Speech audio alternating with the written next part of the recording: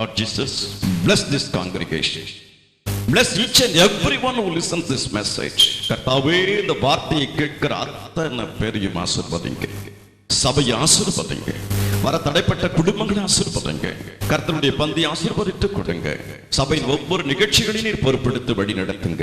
இயேசு கிறிஸ்துவின் மூலம் ஜெபிக்கிறோம் பிதாவே. ஆமென், ஆமென். உட்காருவோம். நாம் தியானத்திற்காக எடுத்துக்கொண்ட பகுதி கர்த்தருடைய வார்த்தை பரிசுத்த லூக்கா எழுதின நற்செய்தி நூல் 4வது அதிகாரம் 27வது வசனத்தை திரும்ப வாசிப்போம். அல்லாமலும் எலிசா தீர்க்கதரிசியின் காலத்திலே இஸ்ரவேலருக்குள்ளே அநேக குஷ்டரோகிகள் இருந்தார்கள். ஆயினும் சீரியா தேசத்தாராகிய நாகமானே அல்லாமல் அவர்களில் வேறு ஒருவனும் சுத்தமாக்கப்படவில்லை என்று சத்தியத்தின்படியே உங்களுக்கு சொல்லுகிறேன். இந்த நாளிலே கர்த்தருடைய வார்த்தை, தேவனுடைய செய்தியின் தலைப்பு சத்தியத்தின்படியே உங்களுக்கு சொல்லுகிறேன். யார் சொல்லுகிறது இதை? இயேசு கிறிஸ்து.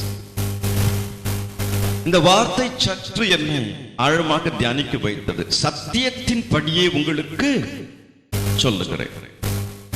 ஜெபிப்போம்.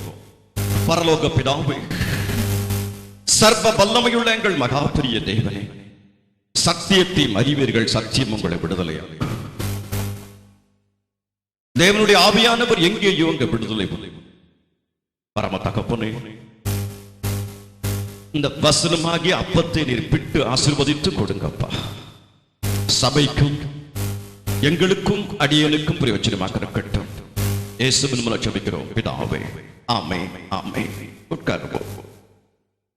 சத்தியத்தின்படியே உங்களுக்கு சொல்லுகிறேன்.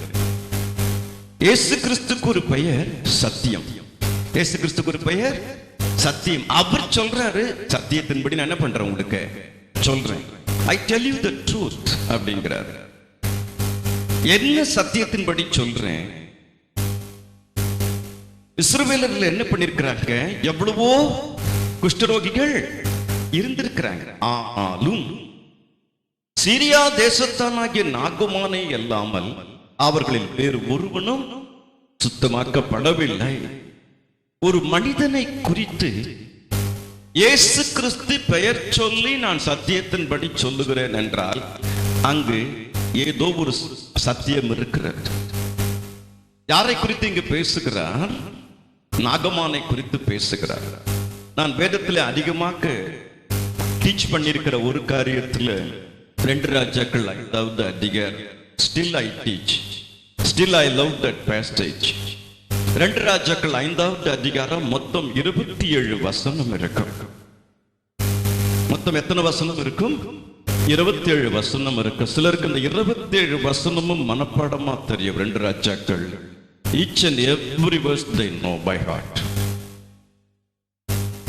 2 ராஜாக்கள் 5வது அதிகாரத்தில் ஒரு பெரிய காரியம் என்னவென்றால், இந்த அதிகாரம் குஷ்டரோகத்தோடு ஆரம்பிச்சு குஷ்டரோகத்தோடு முடியும். முதல் வசனம் படிங்க. சீரிய ராஜாவின் படைத்தலைவனாகிய நாகமான் என்பவன் தன் ஆண்டவன் இடத்தில் பெரிய மனுஷனும் எண்ணிக்கை உள்ளவனுமாய் இருந்தான். அவனை கொண்டு கர்த்தர் சீரியாவுக்கு ரட்சிப்பை கட்டளையிட்டார்.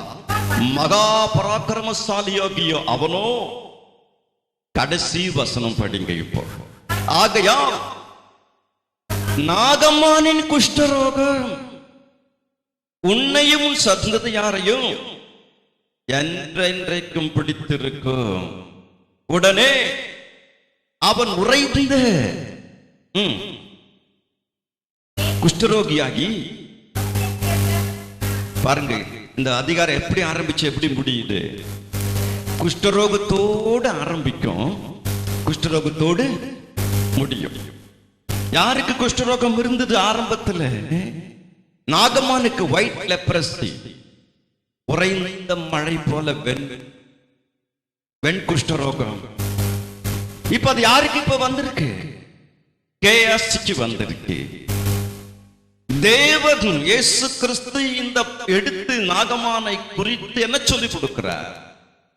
அழகாக சொல்லுகிறார். சத்தியத்தின்படி உங்களுக்கு சொல்லுகிறேன். 2 ராஜாக்கள் 5வது அதிகாரம் 27 வசனத்தில் 5 பகுதிகள் தேவ செய்தி.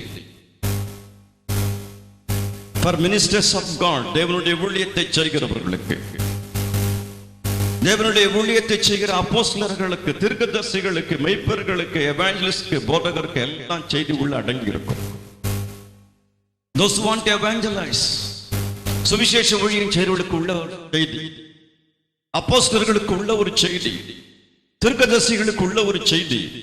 All kinds of ministers of God, தேவனுடைய ஊழியத்தை எந்தெந்த பகுதியில் செய்கிற எல்லாருக்கும் ஒரு செய்தி உள்ள அடங்கி இருக்கும். இந்த நாளிலே நாகமான் என்கிற வார்த்தைக்கு என்ன அர்த்தம்? Every word has a meaning இல்லையா? ஒவ்வொரு வார்த்தைக்கு என்ன இருக்கு? அர்த்தம் இருக்கு. கடந்த நாட்களிலே போதகரும் அடியனும் அன்பு சகோதரர் டேனியல் அவர்களும் இங்கு பேசிக் கொண்டிருந்தோம், யூடியூப்ல சில வார்த்தைகளை எடுப்பதற்கு. அப்பொழுது எபிரேயன் என்றால் என்ன அர்த்தம் என்று பேசிக் கொண்டிருந்தோம். அது ஆசீர்வாதமாக இருந்தது. அதே போல் நாகமான் என்ன அர்த்தம்? நாகமான் என்கிற வார்த்தைக்கு மனம் மகிழ்ச்சி என்று அர்த்தமா? என்ன அர்த்தமா? நாகமான் டிலைட், டிலைட். நாகமான் என்கிற வார்த்தைக்கு மனம் மகிழ்ச்சி, delight in the Lord. Maybe கர்த்தரிடத்தில் மன மகிழ்ச்சியா இருக்கு சொல்லுகிறோம் பாருங்க, அந்த வார்த்தை. நாகமான் என்ன அர்த்தமா? டிலைட். ஆனால் நாகமான குறிச்சி சிரியா முழுவதற்கு ஒரு மனம் மகிழ்ச்சி. ஏன்? நாகமான கொண்டுதான் சிரியாவுக்கு ரட்சிப்பு. ஆனால் அவனுடைய தனிப்பட்ட வாழ்க்கையில் அவனுக்கு மன மகிழ்ச்சி இல்லை. கரெக்டா? சிரியா முழுவதுக்கு என்ன ஒரு மன மகிழ்ச்சி. நாகமான நினைச்சாலே அவர் நாகமான் மட்டும் இல்லைன்னா நமக்கு ஏதியா அந்த விடுதலை. கரெக்ட் தானே? ஆனா அவனுடைய தனிப்பட்ட வாழ்க்கையில் என்ன மகிழ்ச்சி இல்லை.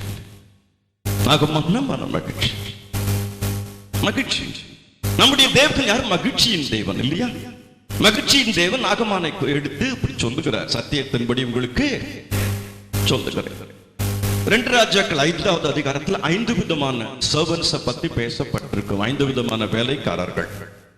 அதனால்தான் எல்லா ஊழியக்காரர்களுக்கும் உள்ள ஏதோ ஒரு தேவ செய்தி இருக்கும். அதுக்குள்ள 5 kinds of ministers ஒரு அவுட்லைன் சொல்லுகிறேன். முதல் ஊழியக்காரன் நாகமான். நாகமான் யாருடைய ஊழியக்காரன்? சிரியா ராஜாவுக்கு. நாகமான ஒரு சிறு பெண்ணை பிடித்துக் கொண்டு வந்தான், யூத பெண்ணை. யாருக்கு வேலை செய்யறதுக்கு? நாகமானுடைய மனைவி. 3வது ஒரு ஊழியக்காரன் எலிஷா. யாருடைய ஊழியக்காரர்? கர்த்தருடைய ஊழியக்காரர். கேயாசி யாருடைய ஊழியக்காரர்? எலிஷா. நாகமான் ஒரு காலகட்டத்தில் சிரியால இருந்து இஸ்ரேலுக்கு போறாரு. அப்ப கூட நிறைய வேலைக்காரங்களோட போறாரு. கரெக்ட் தானே? It's a 5 kinds of servants. If you deeply read each and every word carefully, 5 விதமான ஊழியக்காரர்கள், 5 kinds of servants. இன்றைக்கு அதில் ஒரு காரியத்தை தான் நாம் தியானிக்க இருக்கிறோம். ஒரு காலகட்டத்தில்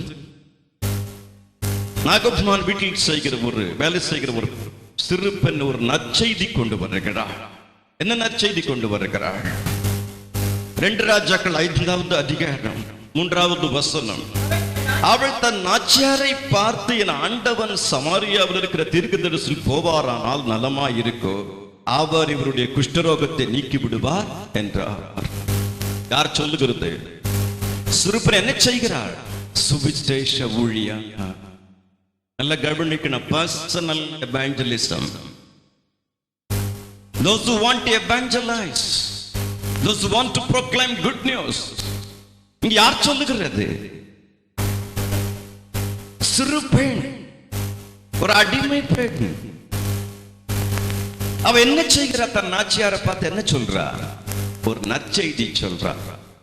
இவர் மட்டும் எங்க போயிட்டா என்ன ஆயிடும்? சமாரியாவில் இருக்கிற தீர்க்கதரிசியில போயிட்டா என்ன ஆயிடும்? நலமாயிடும். கர்த்தர் தம்முடைய ஜனத்திலிருந்து ஒரு சிறு அடிமை பெண் இஸ்ரவேல் பெண்ண இன்னொரு தேசத்துல அவன் வீட்டு வேலை செய்யறதுக்கு அடிமையா எடுத்துன்னு போய் பிடிக்கிறதுக்கு கர்த்தர் அனுமதிப்பாரா? கர்த்தர் அனுமதிக்க மாட்டார். அப்படி கர்த்தர் அனுமதிச்சாருன்னா யாரு பிடிச்சுன்னு போய் வச்சாலும் அவனை ரட்சிப்பதற்காக ஒரு திட்டம். கரெக்ட் தான். நல்லா கவனிக்கணும். நீ தான் இந்த பெண்ணை என்ன பண்ணும், வீட்டு வேலைக்காக நீ பிடிச்சிட்டு வந்த, இவளை வச்சே உன் வாழ்க்கையை ரட்சிப்பிட்ட. அநேக வேளையில நம்மளை யாரெல்லாம் அடிமைப்படுத்தணும்னு நினைக்கிறாங்களோ நம்ம மூலியமா தான் அவங்களுக்கு ரட்சிப்பே வரும். ஞாபகம் வச்சுக்கோங்க. அதுக்காக தான் தேவன் நம்மளை வச்சிருக்க. அதனால எந்த நான் கேவலமா இருக்கிறேன், மட்டமா இருக்கிறேன், தாழ்வா இருக்கிறேன் எதையும் நினைக்காத. எந்த இடத்துல நீ கேவலமா இருந்தாலும், தாழ்வு மட்டமா இருந்தாலும், எளிமையா இருந்தாலும், அங்க உன் வாயை திறந்து இயேசுவை பத்தி பெருக்கு சொல்லு. உன்னுடைய வாயின் வார்த்தை அவர்களையும் கரெக்டா இல்லையா? ஏன்னா இவ்வளவு மட்டமா வச்சிருக்காரு, நான் எங்க இயேசுவை பத்தி சொல்றது? ஒருவேளை வீட்டு 10 பாத்திரம் தேய்ச்சிட்டு இருப்பா, அந்த நேரத்துல அம்மாட்ட சொல்லிருப்பா நல்ல மூட பார்த்து. கரெக்ட் தான் இல்லையா? Honestly, she was personally evangelizing. அநேகவழியில் நாம நினைப்போம் God delights in using small things. ஒரு காரியத்தை சொல்லுகிறார். என்ன சொல்லுகிறார்? எங்க போனா சரியாயிடும்னு. சமாரியா. இன்னைக்கு தேவ செய்தியுடைய கருப்பொருளுக்குள் உள்ள வர இருக்கிற அவுட்லைன். அப்பொழுது நாகமான அந்த வார்த்தையை கேட்டு என்ன செய்கிறார்? இப்ப எங்க போகிறார்?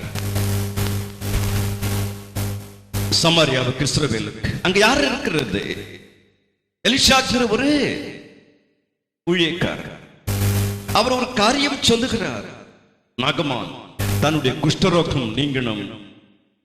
அவன் கொண்டு வரக்கூடிய காணிக்கைகள் இன்னைக்கு today more than 200 millions of Indian rupees, millions of US dollar, இன்றைக்கு எத்தனையோ மில்லியன்ஸ் இந்தியன் ருபீஸ். அவ்வளவு கொண்டு வந்து யாருடைய வீட்டு வாசல்ல நிக்கிறாரு? எலிசாவுடைய வீட்டு வாசற்படியில். அப்பொழுது எலிசா என்ன சொல்லுகிறார்? 10வது வசனத்தில், அப்பொழுது எலிசா அவரிடத்தில் ஆள் அனுப்பி, நீ போய் யோர்தானில் 7 தரம் ஸ்நானம் பண்ணு, அப்பொழுது உன் மாமிசம் மாறி நீ சுத்தமாவாய் சொல்ல. எத்தனை தரம்? 7 தரம் ஸ்நானம் பண்ணணும்.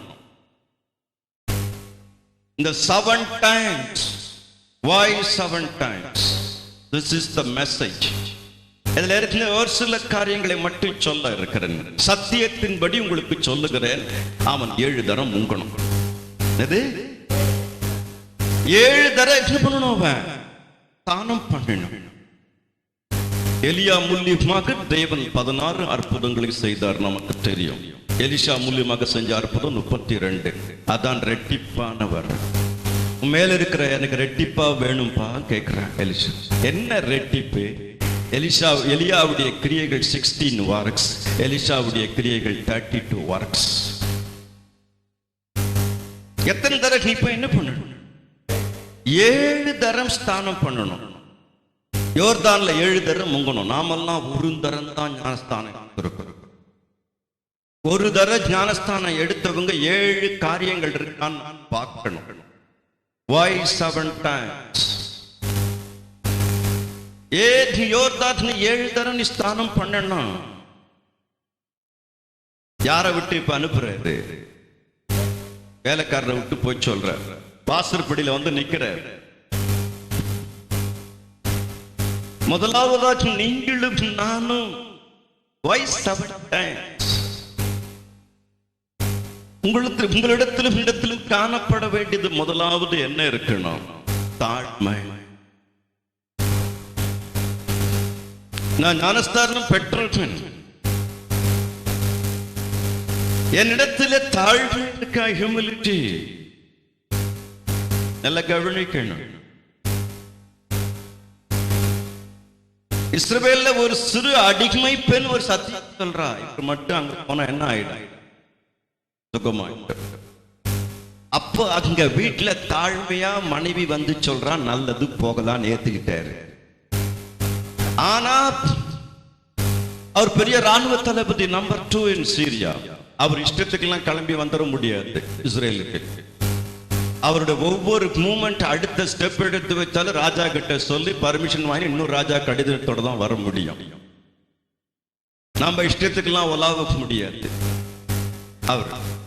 அதனால்தான் உங்களுக்கு எனக்கும் ஒரு பெரிய மேன்மை, பெரிய பதவியில் இருக்கும் இஷ்டத்துக்கு உலாவ முடியாது, நம்ம இஷ்டத்துக்கு உலாவலாம். கரெக்டு தான். உதாரணத்துக்கு கரெக்டா இல்லையா? நமக்கு எவ்வளவு சுவாதீனம் தெரியுமா? ஆனா பெரிய பெரிய பதவியில் இருக்கிற சுவாதீனம் கிடையாது. அவங்க ஒவ்வொரு மொமெண்ட்டும் இன்னொருத்தவனா கவனிச்சுனே இருப்பான். கரெக்டு தான். ஒரு ஃப்ரீடம் நமக்கு ஒரு இந்த ஃப்ரீடம்காக ஆண்டவருக்கு நன்றி செலுத்தணும் நம்ம. உண்மை. உதாரணத்துக்கு சொல்லுகிறேன், அவ்வளவு தாழ்மையா அங்கிருந்து புறப்பட்டு வந்தார். எல்லாத்தையும் எடுத்துக்கிட்டு இங்க வந்த பிறகு அந்த தாழ்மை இல்லை. கரெக்டு தானே? வாசற்படியில் நின்று எலிசா ஒரு ஆளை விட்டு அனுப்புறாரு. என்ன ஆளை விட்டு அனுப்புறாரு? யோர்தான்ல என்ன பண்ணணும்? 7 தடவை முழுகணும். ஒருவேளை அந்த கிளம்பின தாழ்மை இப்ப இருந்ததுனாக்க என்ன ஏதுன்னு எதுக்காக கேட்காம தாழ்மையா முழுகிட்டு போயிருப்போம். கரெக்டு தானே? அதனால நம்முடைய வாழ்க்கையில, ஆவிக்குரிய வாழ்க்கையில the first dip, ஆவிக்குரிய ஞானஸ்தானம் எடுத்த முதல் முழுகுதல் என்னது? தாழ்மைக்காக. தாழ்மைக்காக. இந்த தாழ்மையை நாம கற்றுக்கொள்வதற்காக. தாழ்மை உள்ளவனுக்கு தேவன் கிருபை அளிக்கிறார். இயேசு கிறிஸ்து நம்மை போல மாம்சத்தில் வந்த நாட்களிலே இயேசு கிறிஸ்துக்கு ஞானஸ்தானம் கொடுத்த யோவான் ஸ்நானகன் சொல்றார், அவருடைய பாதரட்சி அவிழ்க்க நான் பாத்திரவான் அல்ல. நாம இருந்தா என்ன சொல்லுவோம்? நான் ஞானஸ்தானம் கொடுத்து வளர்ந்தவர் பாப்போ, நான் கூப்பிட்டா வருவாரு. கரெக்டு தானே? கரெக்டா இல்லையா? சொல்லுவோமா மாட்டோமா? அப்படி சொல்றது தான் ஊழியம். அப்படி சொல்லாம இருந்துட்டா சூப்பர். கரெக்டு தானே? அதான் யோவான் ஸ்நானம் கிட்ட இருந்து நாம கத்துக்கிறது. கரெக்டா இல்லையா? அவருடைய பாதரட்சியை கூட அவிழ்க்கிறதுக்கு நான் என்ன இல்லை, பாத்திரம் இல்லை. 21 ministries of John the Baptist. யோவான் ஸ்நானகர் 21 விதமான ஊழியம் செஞ்சிருக்கிறார். 21 ministries. தாழ்மை ஃபர்ஸ்ட். எதுக்காக நீ முழுகணும்? தாழ்மை.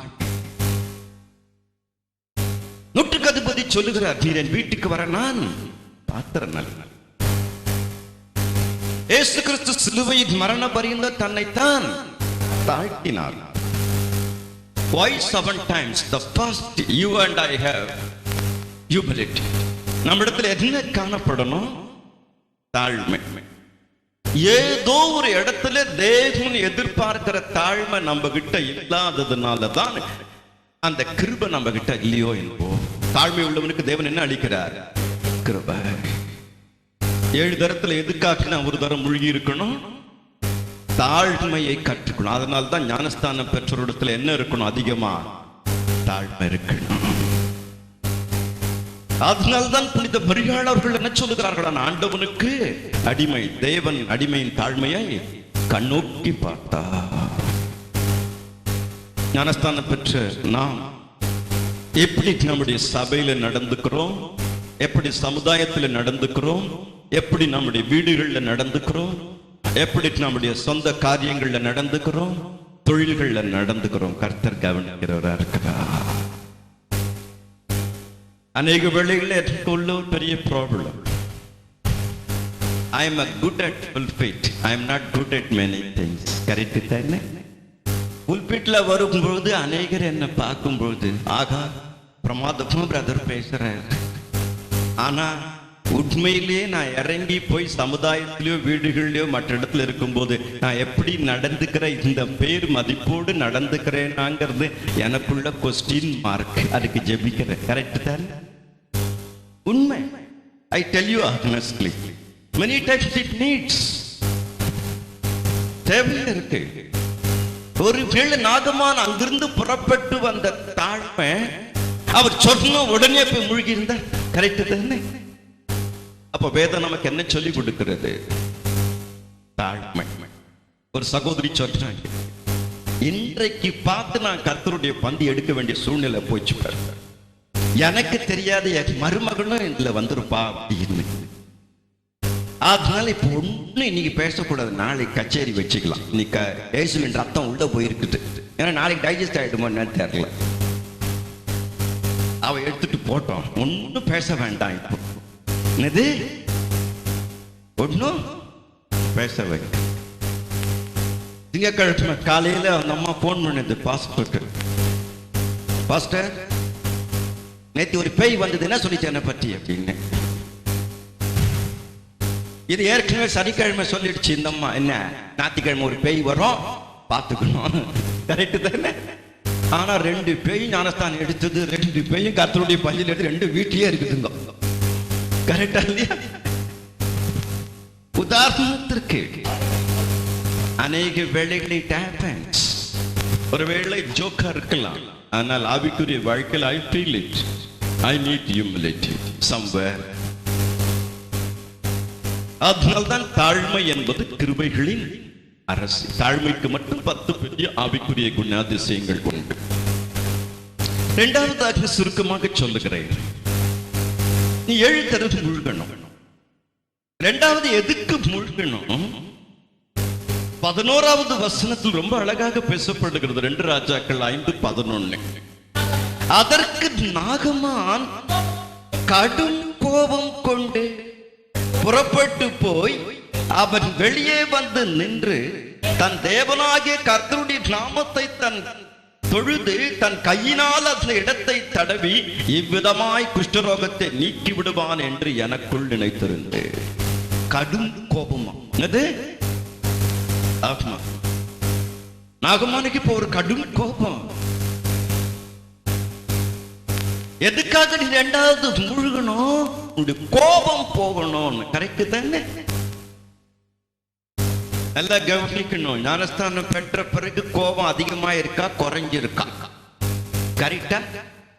ஞானஸ்தானம் பெற்ற பிறகு கோபம் அதிகமா இருந்ததுன்னா அபிஷேகத்தினால வரக்கூடிய கோபம் வல்லமையா இருக்கும் நினைச்சிட கூடாது, கரெக்ட் தானே? கரெக்டா? முன்னாடி எனக்கு கோபம் இருந்தது, இப்பவும் இருக்கு. இப்ப அபிஷேகத்தோட டங்ஸ்ல, சில டங்ஸ்ல எல்லாம் கோபமா டங்ஸ்ல பேசினாரு ஒருத்தர். என்னோட டங்ஸ்ல கூட கோபம் எனக்கு ஒண்ணும் தெரியல. அவரை பிடிக்காதவங்க 4-5 பேர் இருக்காங்க, டங்ஸ்ல கோபமா பேசி கடிஞ்சுக்கிறாரா? என்னது புரியுதா? டங்ஸ்ல எல்லாம் கோபமா பேச முடியுமா எனக்கு தெரியல. நாகமானுக்கு என்னது? கடும் கோபம். நான் யார்? என்னுடைய நிலைமை என்ன? சிலர்லாம் பிரசங்கம் பண்ணும்போது மைக்க பிடிச்சி சபையில எப்பவுமே பயமுறுத்தின்னு இருக்குது. நான் முழங்கால் படிக்கிட்டு அவங்க கதி என்ன ஆகும் தெரியுமா? ஒரு பாஸ்டர் அந்த ஆடு சொல்லிச்சு, அடுத்த வாட்டில நாங்க வரவே மாட்டோம், எங்களுக்கு எந்த கதியுமே வேண்டாம், கரெக்ட் தானே? உங்களெல்லாம் நான் எங்க கூட்டின்னு போறேன்னு தெரியுமா? வனாந்தரத்துல. என் வாழ்க்கையே வனாந்தரமா இருக்கு, நீங்க வந்து உட்கார்ந்துருக்கேன், உங்களை என்ன பண்ண போறேன்? இப்படிலாம் பேசினா என்ன ஆகும்? வந்திருக்கிறது உன் குஷ்டரோகம் நீங்கணும், இதுல என்ன கோபம் வேண்டி இருக்கு? கரெக்ட் தானே? டாக்டர் ஐஸ்கிரீமா வச்சுன்னு கொடுப்பாரு. Doctor Elisha leprosy specialist. வந்திருக்கிறது குஷ்டரோகம் நீங்கணும், வெண்குஷ்டம் நீங்கணும். வந்த இடத்துல என்னது?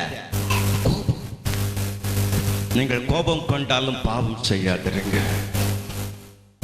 கோபத்துல கூட சாதாரணமா அங்க எழுதல. எப்படிப்பட்ட கோபம்? கடும் கோபம். நான் யாரு? என் பதவி என்ன? என் அதிகாரம் என்ன? ஏற்கனவே ஒரு வீட்டுக்குள்ள உட்காந்துக்கிட்டு வெளியில கூட ஒரு வரமாட்டார். எதுக்காக மூழ்கணும்? 2வது கோபங்கள். நல்லா கவனிக்கணும். ஞானஸ்தானம் பெற்ற நமக்குள்ள கோபங்கள் ஜாஸ்தியா இருக்கா குறைஞ்சிருக்கா?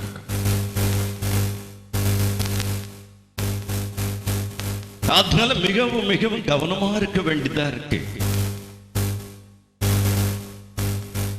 அப்ப ஒருத்தர் கோபப்படுறாரு அப்படின்னா, கோபத்தோடு ஒருத்தர் வார்த்தைகளை விடுறாருன்னா நல்லா யோசிக்கணும். நேற்றைய தினத்தில் இதை சொல்லிக் கொண்டிருக்கும் போது சொல்லிக் கொண்டிருந்தேன், அநேகர் வாழ்க்கையில கோபத்தினால வாழ்க்கையை இழந்திருக்கிறாங்க. கரெக்ட் தானே? வாழ்க்கையை இழந்திருக்காங்க, சந்தர்ப்பத்தை இழந்திருக்காங்க, எவ்வளவோ நல்லதை இழந்திருக்காங்க, வீட்டுல சந்தோஷம் சமாதானத்தை எல்லாம் இழந்திருக்கிறாங்க. எதனால? கோபம். அதனால நம்ம கோபம் பண்ணி என்ன பண்ணுவோம்? வாயை ரைஸ் பண்ணுவோம், நம்முடைய வாய்ஸை ரைஸ் பண்ணுவோம். வாய்ஸை ரைஸ் பண்ணி யாரையாவது நம்ம அடக்கிறோம் நினைச்சா நம்ம கிட்டதான் எங்கேயோ பலை இருக்குன்னார். கரெக்ட் தானே? நான் வாய்ஸ் ரைஸ் பண்ணி என்னுடைய மனைவியோ பிள்ளைகளையோ நான் அடக்க பாக்குறேன்னா நான் தான் பலகீனன். கரெக்ட் தானே? நான் தான் பலகீனன். மனைவி வாய்ஸ் ரைஸ் பண்ணி கணவனை அடக்கினான். கணவன் நேரா போனா டாஸ்மாக்ல குடிச்சா அவன் 4 கத்து கத்தினான். உன்னை என்னால நேருக்கு நேரம் சந்திக்க முடியாது, இப்போ உன்னை சந்திக்கிறதுக்கு உள்ள போட்டு வந்திருக்கேன். இதெல்லாம் இருக்கு, உலகத்துல இருக்கா இல்லையா? இருக்கு. நீ எதுக்காக 2வது முழுகணும்? முழுகி இருக்கணும். கோபம். ஆண்டவரே பாவம் மாறும். 2 காரியத்தை சொல்லி இன்றைக்கு முடிக்கிட்டோம். It's spiritual valid point. First, முழுகின நமக்கு என்ன இருக்கணும்? தாழ்மை. தாழ்மை. 2வது, முழுகின நமக்கு என்ன இருக்கணும்? கோபம் இருக்கணும். ஆண்டவரே நீ சுபாவங்களை என்ன பண்ணணும்? மாத்து. பிசாசு எரிச்சல கொண்டு வருவான். அவருடைய வேலை அதுதான். இதெல்லாம் எனக்கு பாடம். எனக்கு எவ்வளோ what I learn only I can reflect. நான் என்ன கத்துக்கிறேன் அதுதான் ரிஃப்ளெக்ட் பண்ண முடியும். 3வது கம்பேரிசன். அநேகர் வாழ்க்கையில் ஆசீர்வாதத்தை பெற்றுக்கொள்ளாமல் இருக்கிறதுக்கு காரணம் என்ன? மற்றவர்களை கம்பேர் பண்றது. 12வது வசனம் என்ன சொல்லுகிறது? நான் ஸ்நானம் பண்ணி சுத்தமாகிறதற்கு இஸ்ரவேலின் தண்ணீர்கள் எல்லாவற்றை பார்க்கிலும் தமஸ்குவில் நதிகளாகிய ஆப்னாவும் நல்லதல்லவோ என்று சொல்லி உக்கிரத்தோடு திரும்பி போனான். கடும் கோபம். அந்த கடும் கோபத்துக்கு ஒரு எக்ஸ்பிளனேஷன், ஜஸ்டிபிகேஷன். கரெக்ட் தானே? இன்னைக்கு அநேகருக்கு ஏதாவது நம்ம சொல்லிடவே முடியாது. பிரதர் இப்படி பண்ணுங்கன்னு அதுக்கு ஒரு 1.5 மணி நேரம் விளக்கம், ஜஸ்டிபிகேஷன். கரெக்ட் தானே? ஆமா. இன்னைக்கு எல்லாருக்கும் ஜஸ்டிபிகேஷன் வேணும். அப்படியே ஜஸ்டிபிகேஷன் தெரியலன்னா கூட கூகுளை பார்த்துன்னு வந்து பேசுறான். எனக்கு கை கொடுக்கிறதுக்கு உதவிக்கு கூகுள் இருக்குங்கிறான். கரெக்ட் தானே? அதை பார்த்துன்னு வந்துட்டு பேசுறான். என்னெல்லாம் எடுத்து பாயிண்ட் எடுத்து விடுறாரு. கரெக்ட் தானே? தான் எதுக்கு வந்திருக்கோன்னே நாகமானுக்கு விளங்கல. நீ வந்திருக்கிறதும் குஷ்டரோகம் சரியாகணும். இங்க வந்து உக்காந்துட்டு எங்க நாட்டுல இப்படிப்பட்ட நதி ஓடுது, அப்படிப்பட்ட நதி ஓடுது. இஸ்ரேல்ல இருக்கிற எல்லா நதிகளும் காட்டலாம் அது பெருசு. எத்தனை முறை அங்க முங்கி இருப்ப. வெண்குஷ்டரோகம் போச்சா? போச்சா? Comparison in life spoils many justification. எல்லாருக்கும் இன்னைக்கு விளக்கம் வேணும். சின்ன குழந்தையில இருந்து வீட்டுல பெருசு வரைக்கும் விளக்க வேண்டியிருக்கு எல்லாத்துக்கும். ஆமா, எல்லாத்துக்கும் ஒரு ஜஸ்டிபிகேஷன். ஏதாவது ஒன்று சொல்லிடக்கூடாது, அதுக்கு ஒரு விளக்கம் வச்சிருப்பாங்க. நம்ம புத்திக்கே எட்டாது. 20 வருஷத்துக்கு முன்னாடி இப்படி நடந்தது, நம்ம மறந்தே இருப்போம். சாதாரணமா சொல்லியிருப்போம், எடுத்து இப்படி பண்ணக்கூடாதான்னு. யோர்தான்ல முழுக வேண்டித்தானே? அதுக்கான இஸ்ரேல் எல்லா நதிகளையும் எடுத்துட்டாரு. எல்லா நதிகளையும் பார்த்து முழுகிட்டாங்க. எங்க நாட்டுல எப்படி ஓடுது? அப்னா பர்பர் comparison in life. When we start comparing our life with others, we spoil. மற்றவங்களோடு ஒரு நாள் நம்மளை கம்பேர் பண்ணக்கூடாது. நான் யாரையாவது என் வாழ்க்கையில கம்பேர் பண்ணணும்னா இயேசுவை மட்டும்தான். ஏன்னா நான் அவரை தான் பின்பற்றுவேன். அதனால கம்பேரிசன் பாயிண்ட்ஸ் us. அதை கம்பேர் பண்ணி உக்கிரத்தோட என்ன பண்றாரு? திரும்பி போற. அதனால நான் எதுக்கு மூழ்கி இருக்கணும்? கம்பேர் பண்றேன்னா, மற்றவங்களை ஒப்பிட்டு பார்க்கறேனா, இல்லைன்னா என்ன தேவனோடு ஒப்பிட்டு பார்க்கறேன். ஒவ்வொருத்தருக்கும் ஒரு அழைப்பு இருக்கும், ஒவ்வொருத்தருக்கும் ஒரு தரிசனம் இருக்கும். நான் அதெல்லாம் ஒப்பிட்டு பார்த்தேன்னா நான் ஊழியமே செய்ய முடியாது. அவங்க இப்படி பேசுறாங்களா, அவங்க இப்படி நடந்துக்கிறாங்களே, அதெல்லாம் வேண்டாம். அவங்களுக்கு இந்த அழைப்பு அந்த அழைப்பு, தேவன் உனக்கு கொடுத்த அழைப்பை நீ பாரு, கரெக்டு தான். அப்படி உதாரணத்திற்கு அதனால நாம மூழ்கினவர்கள் நம்முடைய வாழ்க்கையில் என்ன பண்ணணும்? எதுக்குமே நான் ஒப்பிட்டு பார்க்க கூடாது. எதையாவது கம்பேர் பண்ணணும்னா இயேசுவை மட்டும். ஆண்டவர்கிட்ட போய் நான் ஜஸ்டிஃபை பண்ண முடியுமா? பண்ணவே முடியாது. சுருக்கமாக சொல்லுகிறேன், இன்னைக்கு today the ministry is not flourishing because of justification. Correct தானே? ஒவ்வொருத்தருக்கும் ஒரு ஜஸ்டிஃபிகேஷன். ஒவ்வொன்றுக்கு இது எப்படி, அது எப்படி, இது எப்படி, ஒன்றும் இல்லை. தேவன் நமக்கு கொடுத்தது, அவங்க உங்களுக்கு கொடுத்த காரியத்தை அவங்க செஞ்சிட்டாலே சிரமமா இருக்கும். இன்னும் ஒரு காரியத்தை சொல்லி முடிக்கிட்டோம்.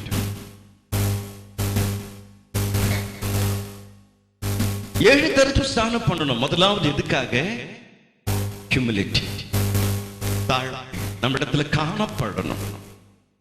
இரண்டாவது சுபாவங்கள் மாறுறதுக்காக. மூன்றாவது எதையும் நம்ம என்ன பண்ணக்கூடாது? ஒப்பிட்டு பார்க்க கூடாது. நான் ஒப்பிட்டு பார்க்கணும்னா ஒன்னே ஒண்ணுதான், இயேசுவை மட்டும்தான். ஒவ்வொருத்தருக்கும் ஒரு காரியம் இருக்கணும். ஒரு வீட்டுல ஒரு ஜெப கூட்டம் வியாழக்கிழமை தோறும் நடக்கும். அதனால அந்த வியாழக்கிழமை ஒரு வருஷம் முடிஞ்சு ஆண்டு விழா. அந்த ஊழியக்காரர் அனௌன்ஸ் பண்றாரு, இது மாதிரி நம்ம வியாழக்கிழமை தோறும் வீட்டுல கூட்டம் நடந்து ஒரு வருஷம் முடியுது. அதனால இன்னொரு ஊழியக்காரரை கூப்பிட்டு இருக்கிறேன், ஆண்டு விழால அவர் இங்க பேசுவாரு அப்படின்னு.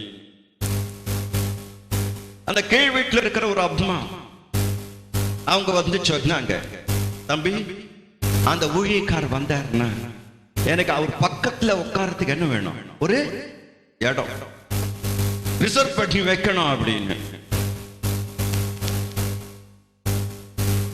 அதனால என்னங்க, நீங்க வாங்க, நம்ம வீட்டுக்குள்ள தானே இருக்கிறீங்க அப்படின்னு எல்லாம் இது பண்ண. அந்த அம்மா வியாழக்கிழமை தோறும் ஒழுங்கா வரும். வீடு கீழே இருக்கிறதுனால கிரவுண்ட் ஃப்ளோர், இவங்களுக்கு 2வது மாடிக்கு மேல. அன்னைக்கு ஆண்டு விழா எல்லாம் முடிஞ்சு போச்சு. அப்புறம் அந்த அம்மா சொல்லிச்சு, இன்னைக்கு ஒண்ணு கர்த்தர் என்னோட பேசவே இல்லை அப்படின்னு எடுத்து. இது என்ன ஊழியக்காரனை கொண்டாந்து இருக்கிறீங்க அப்படின்னு. வியாழக்கிழமை ஒருத்தர் வருவாரு, நல்லா பேசுவாரு அப்படின்னு. அப்போ இவர் சொல்றாரு, வியாழக்கிழமை ஊழியக்காரர் வருவாரு, பேசுவாரு. அப்ப நீங்க 2 மாடி ஏறணும்னு ஏறி வரமாட்டீங்க, படிக்கட்டிலேயே உட்காந்து கேட்பீங்க. அதனால கர்த்தருடைய சத்தம் உங்க காதுல விழுந்தது. இப்ப ஊழியக்காரர் பக்கத்திலேயே உங்களுக்கு சீட்டு போட்டது. வந்த ஊழியக்காரர் என்ன ட்ரெஸ் பண்ணிருக்காரு, என்ன போட்டு அதையே பார்த்துருந்தீங்க. அதனால தான் கர்த்தர் பேசல. கரெக்ட் தான்? கரெக்டா இல்லையா?